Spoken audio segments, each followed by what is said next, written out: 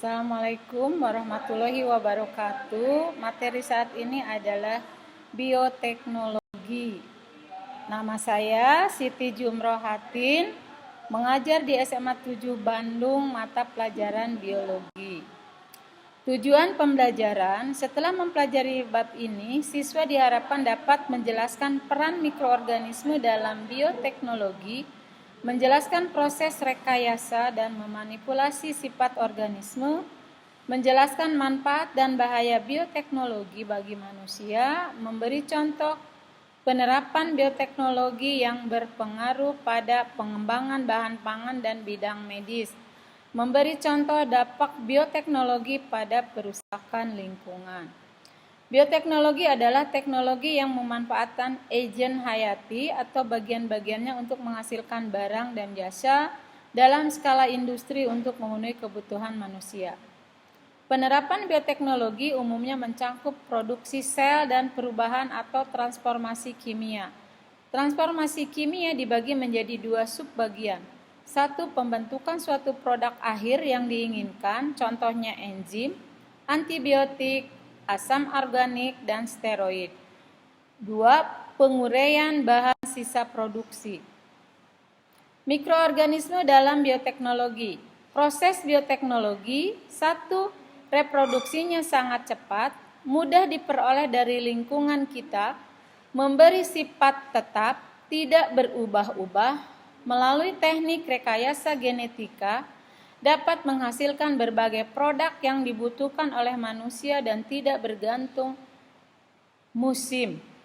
Penelitian ini oleh Louis Pasteur melalui fermentasi. 2. Kultur jaringan. Teknik perbanyakan tanaman secara vegetatif buatan didasarkan pada sifat totipotensi tumbuhan. Totipotensi adalah kemampuan sel atau jaringan organisme untuk tumbuh menjadi individu baru. Prinsip dalam teknik kultur jaringan harus dilakukan di tempat yang steril. Tanaman yang akan dikultur sebaiknya berupa jaringan muda yang sedang tumbuh. Eksplan yang steril dikultur dalam botol yang berisi medium cair. Eksplan akan tumbuh jaringan kalus berwarna putih yang disebut protokons, live body.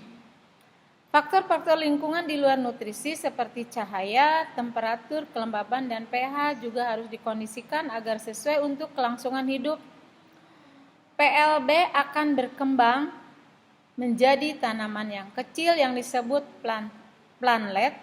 Planlet membentuk tanaman yang sempurna. Kultur jaringan memiliki manfaat sebagai berikut. A. Melestarikan sifat tanaman induk. B. Menghasilkan tanaman yang memiliki sifat seragam. C. Menghasilkan tanaman baru dalam jumlah besar. D. Dapat menghasilkan tanaman yang bebas virus. E. Dapat dijadikan sarana untuk pelestarian plasma nutfah. F. Untuk menciptakan varietas baru melalui rekayasa genetika. Macam-macam kultur jaringan. Ada A. Kultur meristem menggunakan jaringan akar batang daun yang muda. B. Kultur anter menggunakan kepala sari sebagai eksplan. C. Kultur embrio menggunakan embrio. D. Kultur protoplas menggunakan sel jaringan. E. Kultur kloroplas menggunakan kloroplas. E. Kultur polen menggunakan sebur sari yang dieksplan. Prosedur kultur jaringan. A. Persiapan. B. Pengembalian dan perawatan eksplan. C. Pengocokan. Tujuan pengocokan. 1. Menggiatkan kontak antara permukaan eksplan dengan larutan media. 2. Memudahkan peresapan larutan nutrisi ke dalam jaringan eksplan. 3. Melancarkan sirkulasi udara sehingga udara dapat masuk ke dalam media. 4. Menjaga homogenitas atau keseragaman larutan nutrisi dalam media. 5. Merangsang terpisahnya PLB yang terbentuk. D. Media. Media tanaman terdiri dari dua jenis, yaitu media cair dan media padat. Media kultur harus mengandung nutrisi lengkap yang terdiri dari unsur makro, mikrovitamin, gula, dan zat pengatur tumbuh tanaman, auksin, sitokinin, giberelin. Zat pengatur dapat dipilih dari bahan-bahan di bawah ini: IAA, IAAID, IAN, IAET, IPYA. C. Rekayasa genetika dilakukan dengan cara membuat DNA rekombinan atau DNA yang urutannya telah direkombinasi sesuai keinginan kita melalui penyisipan gen dengan plasmid sebagai vektor. Berbagai tanaman yang dihasilkan melalui kultur jaringan dan kegunaannya. Nama tanaman Phaceres somniferum, Cadelin, kegunaannya penghilang rasa nyeri. Deris elliptica rotenon, untuk kegunaannya insektisida. Teknik plasmid. Plasmid adalah gen yang melingkar yang terdapat dalam sel bakteri terdapat pada kromosom. Teknik hibridoma adalah penggabungan buah sel dari organisme yang sama ataupun dari sel organisme yang berbeda sehingga menghasilkan sel tunggal berupa sel hibrid atau hibridoma yang memiliki kombinasi sifat dari kedua sel tersebut. Ketiga, terapi genetik. Perbaikan kelainan genetik dengan memperbaiki gen. Komite Rekayasa Genetik dari National Institute of Health mengizinkan penerapan terapi genetik untuk 2 jenis penyakit, yaitu penyakit menurun dan sangat jarang, adenosin deaminase defisiensi, dan sejenis kanker kulit yang ganas. Keempat adalah cloning, pengklonan. D. Bioteknologi pengolahan bahan makanan. 1. Pembuatan roti. 2. Pembuatan hasil susu, yaitu keju, yogurt, mentega. 3. Produk makanan lain. Sauerkraut adalah sayuran yang diasamkan agar dapat disimpan. Pengawetan zaitun dan timun dapat diawetkan dengan menyimpan dalam larutan garam yang ditambah bakteri asam laktat. C. Pengolahan kopi dan coklat. Buah kopi dan coklat diselubungi oleh getah yang harus dibuang sebelum diproses lebih lanjut. Pembuatan bir melibatkan proses penumbuhan dan fermentasi. D. Protein sel tunggal dibuat dari Chlorella, Spirulina, Candida utilis, Fusarium germinatum. Kelebihan PTS atau protein sel tunggal: A. Laju pertumbuhan sangat cepat. B. Dapat menggunakan macam-macam media. C. Produksi PST tidak tergantung iklim dan musim. D. Memiliki kandungan protein yang lebih tinggi. Mekanisme kerja dalam produksi PST: penyediaan sumber makanan yang mengandung karbon, nitrogen, fosfor. B. Sterilisasi media. C. Pembiakan mikroba penghasil PST. D. Permanen dengan memisahkan biomasa. E. Pemurnian hasil panen. Produk asam amino, vitamin, dan enzim. Mikroorganisme yang diproduksi secara komersil untuk pembuatan asam amino dan vitamin. Mikroorganisme yang diproduksi secara komersil untuk produksi enzim. E. Bioteknologi farmasi atau kedokteran. Pembuatan vaksin. Vaksin digunakan untuk melindungi atau mencegah tubuh terserang penyakit, dapat berasal dari mikroorganisme yang dilemahkan atau toksin yang dihasilkan oleh mikroorganisme tersebut. Efek samping: A. Mikroorganisme yang digunakan untuk membuat vaksin masih melanjutkan proses reproduksi. B. Mikroorganisme yang digunakan untuk membuat vaksin mungkin masih dapat menyebabkan penyakit. C. Alergi terhadap sel produksi vaksin. Orang yang bekerja dalam pembuatan vaksin bersentuhan dengan organisme yang berbahaya sebagai bahan pembuat vaksin. Prinsip-prinsip rekayasa genetika dalam pembuatan vaksin. A. Mengisolasi gen-gen organisme penyebab penyakit yang berperan menghasilkan antigen. B. Menyisipkan gen-gen yang tadi isolasi ke tubuh organisme yang kurang patogen. C. Mengkulturkan organisme hasil rekayasa. D. Mengekstrasi antigen yang kemudian digunakan sebagai vaksin. 2. Pembuatan antibiotik. Pembuatan antibiotik melalui beberapa tahap. A. Mikroorganisme penghasil antibiotik dikembangkan. B. Mikroorganisme dipindahkan ke dalam bejana fermentasi. C. Dari cairan biakan antibiotik diekstrak dan dimurnikan. Zat diuji dalam tabung reaksi. 2. Zat diuji dalam hewan percobaan. 3. Jika ternyata aman dapat diujikan pada sekelompok orang dengan pengawasan yang ketat.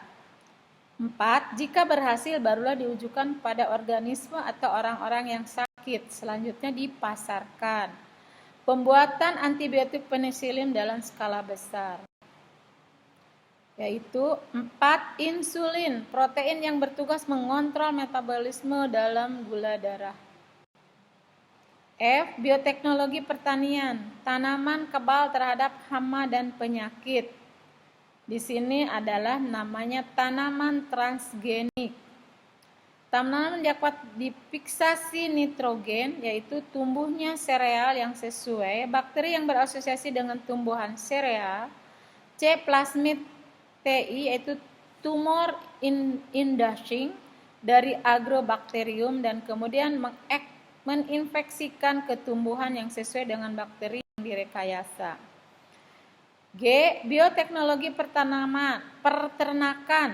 1. Hewan transgenik. Hewan ini diperlakukan rekayasa genetik disebut hewan transgenik. Teknik pelestarian rekayasa genetika sangat berguna karena 1. Induk dari spesies biasanya dapat melahirkan anak dari spesies yang langka. B. Telur hewan langka yang sudah dibuahi dapat dibekukan atau disimpan bertahun-tahun. 2. Hormon bovin somatropin. Ini berguna untuk hormon pertumbuhan hewan. Caranya, A. Plasmid bakteri E. coli dipotong dengan enzim endonuklease. B. Gen somatropin sapi diisolasi dari sel sapi. C. Gen somatropin disisipkan ke dalam plasmid bakteri. D. Plasmid dimasukkan lagi ke dalam sel bakteri. E. Bakteri yang menghasilkan bovin somatropin ditumbuhkan dalam tangki fermentasi. Baru diambil ke bakterinya. H. Bioteknologi pengolahan limbah. Yang pertama adalah pengolahan air limbah. Prinsip kerja pengolahan limbah. Yang pertama pengumpulan, pemilahan, ketiga pengalilan limbah, pengendapan, dan proses aerob. Proses aerob terbagi menjadi 2. 1. Pengaktifan sludge, gelembung-gelembung udara difusikan, dapat efluen primer. 2. Penyaringan, efluen primer disemprotkan dari lengan-lengan horizontal secara perlahan ke dasar saringan yang terbuat dari kerak besi, kerikil atau wadah plastik dalam tangki beton. F. Kuncuran air. D. Proses anaerob, didiamkan 2-3 minggu dalam tangki tanpa oksigen dengan suhu 30-40 derajat Celcius. H. Sumber energi. Gas yang diproduksi selama proses anaerob itu metana, digunakan untuk membakar tangki pencerna dan menyalakan listrik. Pembuatan sampah yang telah dicerna dibuang di laut dan disemprotkan ke tanah. Pengolahan limbah minyak. Untuk mengurangi minyak menggunakan jamur Gladospirus racinae. 3. Biodegradasi plastik.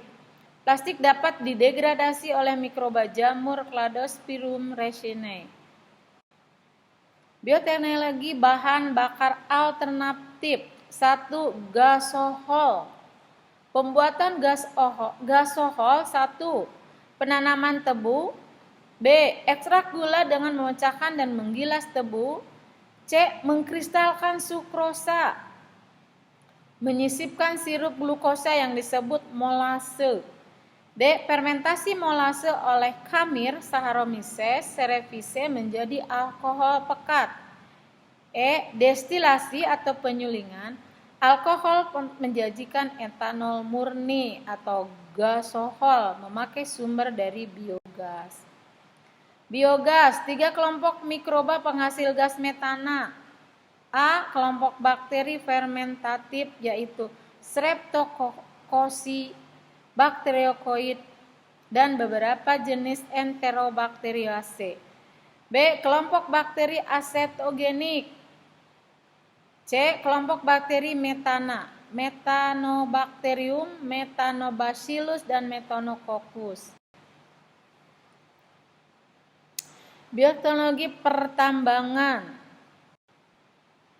K. Implikasi bioteknologi. Bioteknologi dan hak asas kekayaan intelektual. Bioteknologi dan keanekaragaman hayati. Tentang prosedur transportasi produk antara kemungkinan bahaya dampak merugikan terhadap keanekaragaman hayati. Terima kasih untuk materi keanekaragaman hayati ini.